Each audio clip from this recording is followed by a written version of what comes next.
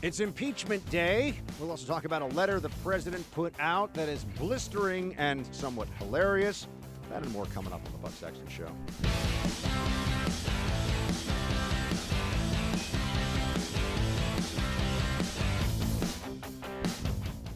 The whole impeachment thing is a hoax. We look forward to getting onto the Senate. We're not entitled to lawyers. We're not entitled to witnesses. We're not entitled to anything in the House. It's a total sham.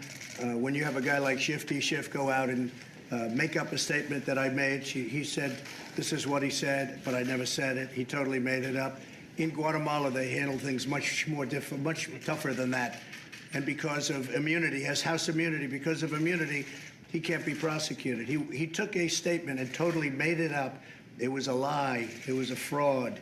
And you just can't do those things. So, look, this has been a total sham from the beginning. Everybody knows it. I've never seen the Republican Party so united. We got, our last vote, as you know, we got 100% of the vote. I believe the Senate is equally as well united. I watched Mitch McConnell this morning. I watched numerous people last night, senators, and I think we're equally well united. They know it's a hoax, it's a witch hunt, and it's just a continuation. It's been going on now for almost 3 years. Welcome to the Buck Sexton Show, everybody. The president knows what's up. It is a hoax. Now the president joins a very exclusive club of the 3 presidents in our history impeached. This country's been around a couple of 100 years. Been through a lot. Major wars, a civil war, civil rights movement, had to repel the British after we already beat them one time. And we've had a lot of historic moments in this country. Put a man on the moon, all kinds of stuff. And here we are now being told that today is historic and solemn. The impeachment of the President of the United States on charges that any normal person would hear and say, what? That's what you're impeaching this guy for? What? For a thing that didn't happen, that you can't prove was even supposed to happen the way you say it was going to happen, and that in fact the president could make a very clear case, wouldn't even be a problem if it did happen. That's what they're impeaching the president of the United States for. Oh, it's one of these days where you are seeing the psychosis, the mass hysteria of the Trump deranged left on display. You are seeing people who think of themselves as intelligent, wise, fair, ethical, decent. You are seeing them say absurd things that they must know at some level are untrue, but they say them anyway. Why? Because they really, really hate this president. And now he's an impeached president. He was already investigated by a special counsel. That did not give the left what they wanted. So now they've moved on to, well, he's impeached. Oh, no. Oh, my. How will we ever handle this situation? Let me make a prediction for you right now, my friends. Because as you've probably heard, there are many Democrats who have pulled a Pelosi, and they are publicly claiming that they're reluctant, they're sad, they're prayerful, morose, solemn, even, about the sham impeachment that they have pushed through today. But anybody who says that is brazenly insulting your intelligence and making a mockery of themselves in the process. No serious, intelligent, reasonable human being thinks that Democrats are upset about doing this. My favorite thing today is that there's a report out about how House leadership has a memo to other House Democrat members. Don't cheer now that he's been impeached, or as he's impeached, don't cheer, because we're fulfilling our solemn constitutional obligation. Oh, solemn. Nobody really believed this. Nobody believes it, but why then do they say it? Why do they take a position that they can't possibly defend. Well, as you know, Democrats have a newfound love and reverence for the founders and for the Constitution, and it's about as sincere as James Comey telling you that the IG report didn't show any bias against Trump, and that it's very serious as an issue at the FBI, and it'll be dealt with. FISA court did weigh in, by the way. We will get to that. That's another interesting little bit of information today. But here we are with impeachment, and you should... And by the way, I don't plan on spending too much time today on the fact that the President of the United States has been impeached, because we've been expecting this for how long? We've been expecting this to happen for many months here in the Freedom Hut, really stretching back over a year. And if you listen to Democrats from the beginning, they have made it clear to us that this was where all of it was heading, that there was no doubt that they would impeach this president, because they hate him, and also because he's a challenge to their entire system. He's a challenge. Trump is uniquely threatening to the narrative that the Democratic Party relies on, that really smart, great people are the ones who want to control every aspect of your life. They want to redistribute wealth. They want to take more of your money in the form of taxation. They want to regulate you into submission. They want to make you say things that are not true. They want to drive God and the church out of public life. They want to eradicate traditional morality. They want to get rid of any sense of meritocracy. They want to replace it with identity politics and social justice and socialism. Trump says these people, the people that want that for you, aren't only wrong, they're buffoons. They aren't even the smart technocrats they pretend to be. They are lazy, self-indulgent, greedy frauds. That is what the Democratic Party is led by. That's who Nancy Pelosi and Chuck Schumer and these others really are, and the so-called experts that they rely on, the people in the media who do their bidding, who wake up every day and perpetuate a fraud, that fraud being that there is some neutrality in the reporting that they present, that the opinions that they have don't influence the way they view these events. I saw today one of the biggest frauds at CNN suggesting that the difference between Clinton's impeachment and Trump's impeachment is that Clinton was sorry. Yeah, this was Tapper with more of his absolutely third-rate intellectual analysis. Clinton was sorry. Clinton got caught breaking the law, and everybody knew it. There was no defense for Bill Clinton. The Bill Clinton defense was, come on, man, it's not that big a deal. I just want to grab some ladies and do some things in the Oval Office. That was Clinton's defense. I'm a good president. The economy's strong. And there was no defense. No one was saying Bill Clinton didn't lie under oath, which is a felony. Can't do that. Nobody was saying that Bill Clinton, well, no one who was being honest was saying that Bill Clinton wasn't a skirt-chasing maniac involved in sexual harassment and retaliation against people that brought forward his sexual exploitation of his power while in office. No one seems to care to this day that Hillary Clinton was part of the smear machinery against the women who came out, because Hillary's such a champion of women, who came out and spoke about what Bill Clinton had done to them while he's president of the United States. We all know exactly what's going on here. They can pretend that there's a process, that there's been evidentiary findings, that they've kept an open mind about this. They've wanted to impeach this president since the day they lost the election. They have wanted to give some voice to their outrage through a formalized process, so then they can say, see, there's an asterisk next to this presidency. Not my president. He didn't really win the election, and he was impeached. I can tell you this. Democrats will be solemn and prayerful and sad. That will happen. It's not happening today with the impeachment of this president. But they will be all of those things and more starting the morning of November 4th, 2020. That's when some Democrats will certainly be crying. And we, who support Trump, will metaphorically drink all of their tears, and that will taste delicious.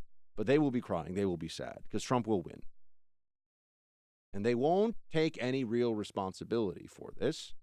They won't understand that instead of trying to mount a vigorous campaign to convince the American people through the process that we have, which, yes, does mean the Electoral College, to convince Americans to vote for somebody who would do a better job in the job. That's what the presidency is. It's not the manifestation of people's hopes and dreams to make them feel good about themselves, to make them feel safe and warm at night. No, that's what the Freedom Hut is for.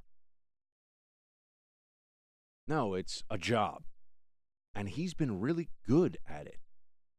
As we can see from every objective measure you could take across the country, he has been really good at this. Not perfect. Could be better, but very good. They offer up Bernie Sanders, Elizabeth Warren, Joe Biden, Buttigieg, mayor of a town of like 5,000. Come on. Okay, South Bend's a little bigger than that, but not that much. This is unserious stuff. But the Democrats are, when push comes to shove, largely ruled by unserious people. People who are ruled by emotion themselves and then use demagoguery and use all the tricks and tools of the disingenuous snake oil salesman, of the false prophet, the fake preacher. Get people whipped up into a frenzy, convince them things are true that are untrue, and then use them for your own purposes. Lie to them, for example, about the costs of things you want to do, about the trade-offs involved in taking this country even deeper into socialism. Lie to them about all of these things, and then wonder why they don't trust you. This is where we are with the Democratic Party. What will really be the outcome of this? Of course, people are not really paying that much attention. I have to. This is my job. I read about politics and follow politics all day long. For most Americans, they're saying, wait, what? They're impeaching this president based on a phone call that didn't result in any action whatsoever? And how much are they really supposed to care? And as I've said to you, the media pretend to be guardians of the republic and truth tellers, people that present information that we need to be an informed democracy. We just found out that we've been lied to about the war in Afghanistan, stretching on for almost 2 decades now. How much did the media care? Americans have been dying while our leadership lies about how likely this is to succeed as a project in Afghanistan. We know this beyond a reasonable doubt. We have the proof now. But what matters more to these billion-dollar-plus media organizations? What matters more to the Washington Post, the New York Times, CNN, MSNBC, and all the rest? That Americans have died while their leaders were lying to them? Or that there's an opportunity to finally give some process cover to Orange Man Bad. We hate Trump. He's vulgar. He says mean things about us on Twitter. The journalist class in this country is full of feckless crybabies. Don't ever forget it. That is, in fact, institutionally now what you get more often than not with people who are journos. They think they're much more important than they are. They think they know a lot more than they do. And they expect you to treat them as seasoned and honorable professionals, no matter how much of a clown show they make of whatever media outlet they work for. And here we are, having them all cheer this on. Oh, no, not cheering, solemn and prayerful. The President of the United States is impeached. Will this really change anything? No. He will not be removed. We all know that. But don't skip past without understanding, without at least taking some note of what the Democrats are saying here. If they could remove him from office, they would. If they could nullify an election on a flimsy pretext, they would. Just like they wanted an investigation of Trump based on a flimsy pretext through the FBI, using Democrat-paid-for opposition research and some anti-Trump partisans within the federal bureaucracy. What they have put this president through, what they have been willing to do in order to be hashtag resistance against this president is appalling. And yet he fights on. Impeach Donald Trump. You know what? He should wear it as a badge of honor. We should all walk around. We're all impeached today, my friends. All of us who voted for this president, who believe in him, who appreciate the job he's done, who have come around to supporting him after being perhaps skeptical at first. We're all being impeached today. Because ultimately what the Democrats are doing is not really about defending the Constitution, and it's certainly not about any crimes or misdemeanors. The Democrats are all at once using the Congress to extend a solitary digit from one of their hands to all of us who voted for Trump, to Trump and to his family. That's what this is. It's petty. It's gross. It's childish. And it's the Democrat Party. That's where they are. That's who they are. Don't ever forget it. They've shown us what they're really about today. Let's not forget it anytime soon. And let's also remember it come November 4th, 2020. Let's remember who we face, who we're up against.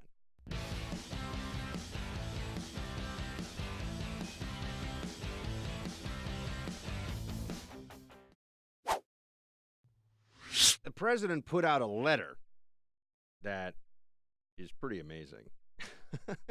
It's worth a read.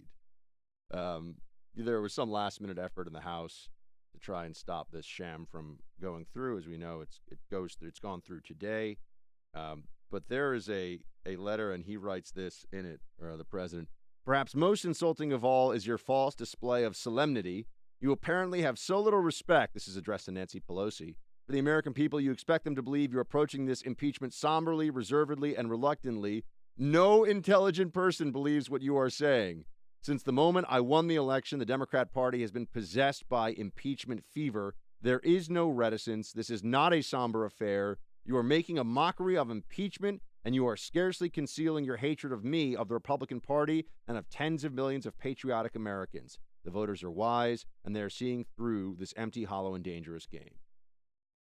Amen to that.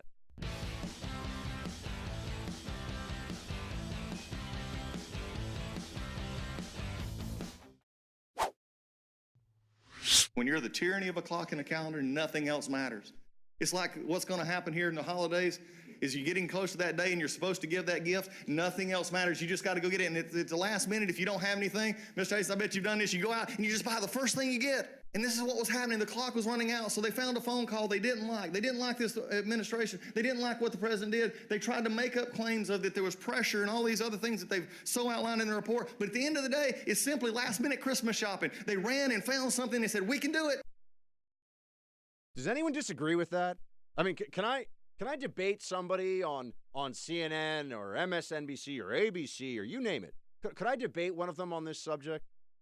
Just to get them to say, oh, no, we weren't in the Democrat Party desperately searching for some excuse to impeach Trump. Remember, it was initially going to be over the Mueller probe. And then Mr. Magoo Mueller got up there and was like, I didn't really read the report, and I didn't really read it, and somebody tell me what's in the report, because I didn't read it. And nobody all of a sudden had the ability to claim that the Mueller report was this honest, nonpartisan, just hanging all on Mueller's sterling reputation as FBI director. They're like, so Weissman wrote this whole thing, right? Okay. Who we all know is a Democrat hack who hates Trump. Okay, so we knew that. Why not just go with the 10? I remember being on TV with, former Obama DOJ lawyers. Well, Buck, there were 10 counts of obstruction. Really? Why wasn't that? If that was true, why wouldn't that be enough to impeach the president? Oh, because they keep trying to fit something into the predetermined outcome here. They keep trying to come up with some way, some reason to explain this. How do they get to impeachment? What is the purpose of looking at this particular impeachment offense or impeachable offense. They have to have some kind of a narrative. They have to have some way of selling it to people, right? And they keep trying things. Whoop, that didn't work. That didn't work. Now they've come upon this one. I mean, Mitch McConnell all along, has known that this is going to be a strictly partisan affair. Play clip 7 here, please. I think we're going to get an almost entirely partisan impeachment. I would anticipate an almost entirely partisan outcome in the Senate as well. I'm not an impartial juror. This is a political process. Why would anyone pretend to be impartial? You see, there's really a comparison here. And I know that people in the media and conservative media, we like to bash, rightly so, what we call the mainstream media, which is essentially the Democrat media, because we have a partisan media. There's no question about it. No one who knows anything really debates that anymore. There are people who are predominantly nonpartisan in the work in their work product and what they put out. There are reporters that you couldn't necessarily tell what their politics, but by and large, I mean, all the big platforms, all the big papers, big shows, partisan affairs. And even the people that are legitimately trying to be objective are, of course, subjective. All editorial decisions are, by their nature, by definition, subjective. And when people say, oh, but we're just reporting facts, propagandists use facts too. Facts that are truly about just clear and unambiguous information that cannot be challenged.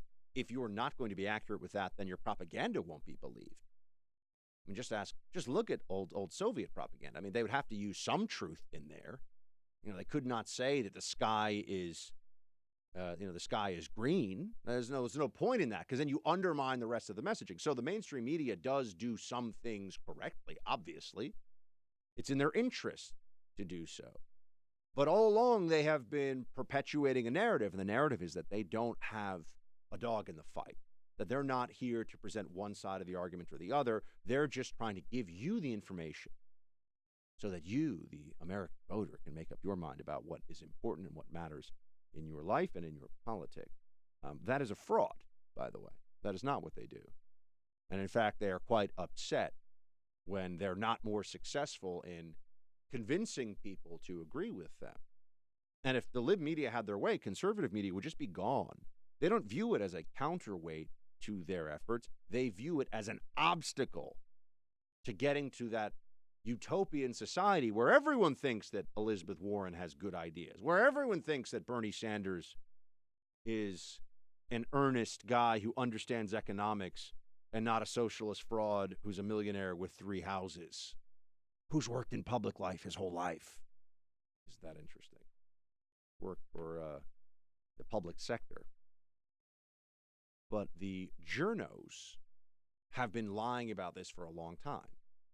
The Democrats now have tried to shift to defend themselves, or at least to create a facade, to create this fig leaf, because no one really believes it, that this isn't all just about partisan rancor. They keep acting like these different decisions that they've made, whether it's the decisions involving the special counsel and now the decisions to go forward with impeachment, to impeach this president, we know they have done, that they have to pretend is something other than political, because they can't make a compelling enough case through politics for it. So what do? Well, they turn around and they say, but this is just about the Constitution. It's about the vision of the founders. It's about saving our democracy. And if you don't agree, then you don't understand the real stake here. Chuck Schumer, who knows that he's going to have his hands full in the House when this moves to in the Senate when this moves to a Senate trial in January. Here's what Schumer says. Play 3. I believe that if we don't do this seriously and get all the facts out, yes, America's at risk, because that will mean we'll never have a real impeachment trial. Because if you can't get the fundamental and basic facts getting out in the public and for the senators to hear, this president could be further emboldened, and future presidents could be further emboldened. Oh, yes. this is about the defense of our republic. It's not about the fact the Democratic Party has gone socialist left and lost its mind. It's about defending the foundation of this country from the assault, right? From, external influence, foreign meddling, all these things they get so scared about all the time. My friends, this is absurd. You know it is. You understand it is. But we can already see the way that they are hedging their bets here. They're going to fail in the Senate. So their asterisk, in a sense, it's a tough word to say on radio, will have an asterisk. Because, okay, he'll be impeached, but he won't be removed. Why won't he be removed? What's the reason for that? They need to already prepare, because these are both predetermined outcomes. He has been impeached in the House. He will be acquitted in the Senate. We know this. And then it also raises the question, how worthwhile of an exercise is this even for crazy Democrats? I'm not sure anybody will really particularly care. But they also think of this in the full sweep of history. Democrats like to be able to control the overall narrative, the trajectory of where the historians will take these different stories, right? The overarching view on the Trump presidency, they assume will be written in 10 years. Once Trump is gone, they can say whatever they want, and they'll focus in on the impeachment. Here's an example. Think of Richard Nixon. What do people know about him? All they know is, I am not a crook, and that he was impeached. I'm sorry. No, he wasn't. He resigned. See? It's easy to slip into that. It's easy because I hear other people saying it all the time, that he resigned from office for fear of impeachment and removal, which I think was probably a safe bet.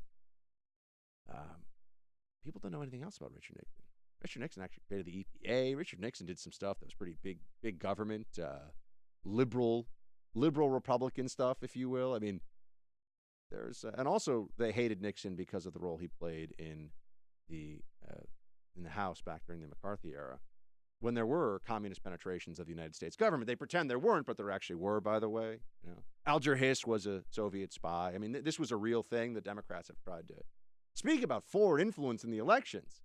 There used to be Democrats who were actually taking orders from Moscow, and they pretend like that didn't happen. It did happen. If you want to know about it, read the Venona papers, the Venona Project, a top-secret United States military cable interception program that has been declassified, was declassified in the 90s, where there were people in this country who were in direct communication with the Soviet Union, with the Politburo, with the KGB, and trying to subvert democracy. All these things that Democrats say Trump has done that he doesn't do, and that's crazy to say. Democrats used to do that. This kind of fits in with what they with their MO now, right? They accuse you of the thing that they actually do. They accuse you of being a bad guy in a way that they're bad guys. But they figure that they can rewrite the history of the Trump administration. People will forget all about prosperity, the relative peace, the benefits of taking Trump's approach to the economy. And it won't be about that anymore. It'll just be about Russia, Russia, Russia, impeachment, impeachment, impeachment. And they'll just ram that narrative in the faces of everybody across the country in decades to come, because they want to control the narrative, even if they can't fully control it now. Thank heavens Trump is as much of a fighter as he is and understands who he's up against. Whatever happened, by the way, with the claims that they would only move forward with this if it was a bipartisan impeachment? So they've done it, right? President's impeached. Whatever happened? Play clip 10, if you would, Marcus. Tom Cole asked an interesting question here. Speaker Pelosi assured us all that she would not move forward with impeachment unless it was bipartisan and unless there was a clear consensus in the country. Neither of those two commissions are present here. Indeed, the latest Real Clear Politics average of polls on impeachment shows the country evenly split, with 46.5% of Americans in favor of impeachment and 46.5% against. That is hardly what I would call a national consensus in favor of impeaching President Trump.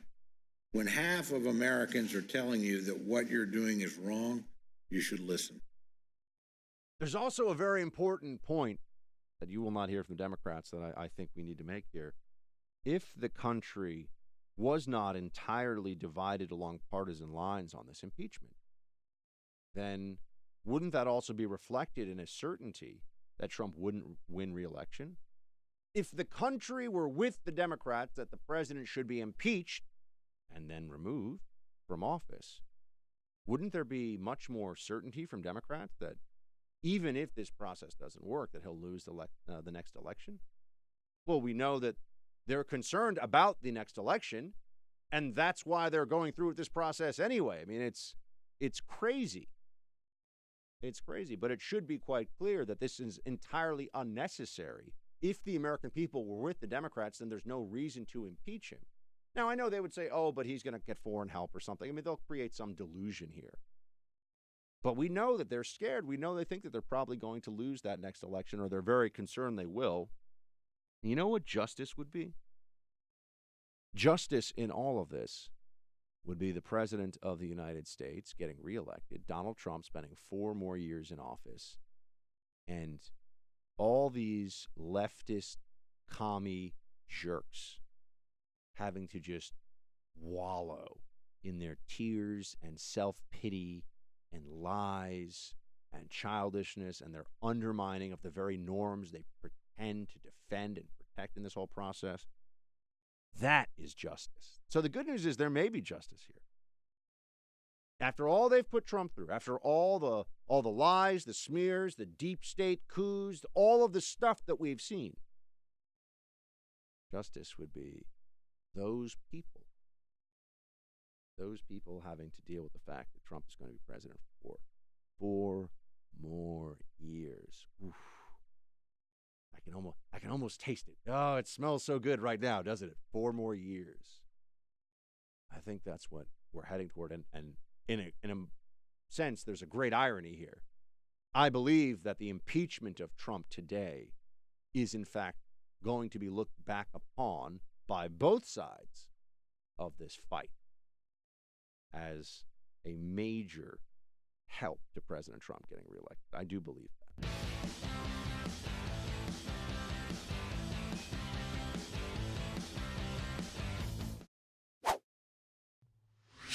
We're not concerned with poll numbers. We're not concerned with the political implications.